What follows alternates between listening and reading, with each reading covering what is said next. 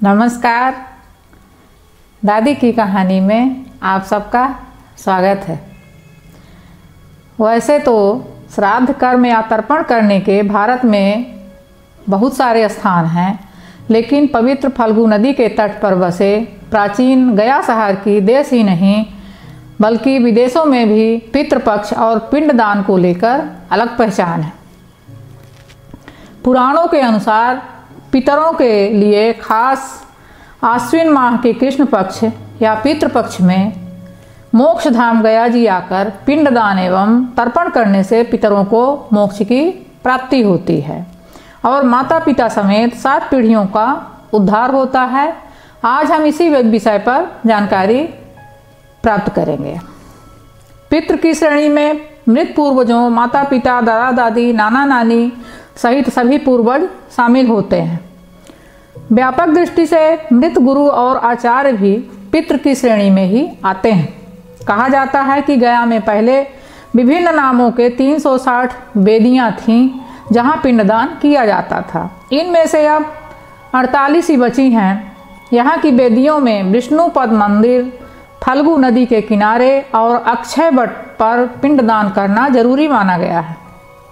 इसके अतिरिक्त बैतरणी, प्रेतशिला, सीताकुंड, नागकुंड, पांडुशिला, रामशिला, मंगल गौरी, कागबली आदि भी पिंडदान के लिए प्रमुख माने गए हैं।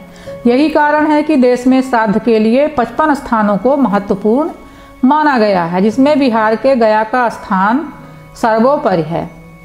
आइए जानते हैं इसके मुख्य 5 कारण क्या हैं जिसके चलते ये मुख्य माना गया है। पहला है, गयासुर नामक असुर ने कठिन तपस्या कर ब्रह्मा जी से वरदान मांगा था कि उसका शरीर देवताओं की तरह पवित्र हो जाए और लोग उसके दर्शन मात्र से पाप मुक्त हो जाएं। इस वरदान के चलते लोग भय मुक्त होकर पाप करने लगे और गयासुर के दर्शन करके फिर से पाप मुक्त हो जाते थे। गयासुर ने अपना शरीर देवताओं को यज्ञ के लिए दे दिया। जब देवताओं ने मांगा, जब गयासुर लेटा तो उसका शरीर 5 कोस में फैल गया। यही 5 कोस जगह आगे चलकर गया धाम बन गया।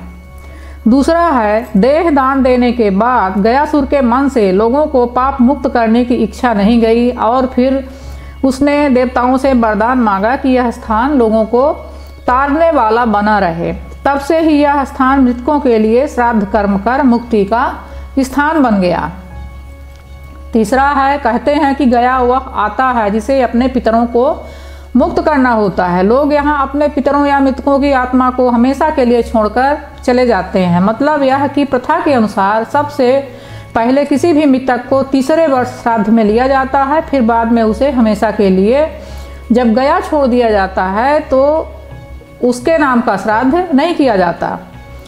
गया में श्राद्ध करने के उपरांत अंतिम श्राद्ध बद्रिका क्षेत्र के ब्रह्म कपाली में ही किया जाता है। चौथा है, गया क्षेत्र में भगवान विष्णु पितृदेवता के रूप में विराजमान रहते हैं। भगवान विष्णु मुक्ति देने के लिए गदाधर के रूप में गया में स्थित हैं। गयासुर के विशुद्ध देह में ब्रह्मा, जनार्दन, शिव तथा प्रपितामह स्थित हैं। अतः पिंडदान के लिए गया सबसे उत्तम स्थान है। 5वां है, पुराणों के अनुसार ब्रह्म ज्ञान, गया श्राद्ध, गौशाला में मृत्यु तथा कुरुक्षेत्र में निवास ये चारों मुक्ति के साधन हैं। गया में श्राद्ध करने से ब्रह्म हत्या, सुरापान, स्वर्ण की चोरी, गुरुपत्नी गमन और उक्त संसर्ग जनित सभी महापातक या पाप नष्ट हो जाते हैं। इसीलिए लोग गया में श्राद्ध के लिए आते हैं। तो ये था गया जी के ऊपर जानकारियाँ, और हमारे चैनल को सब्सक्राइब कीजिए, लाइक कीजिए। धन्यवाद।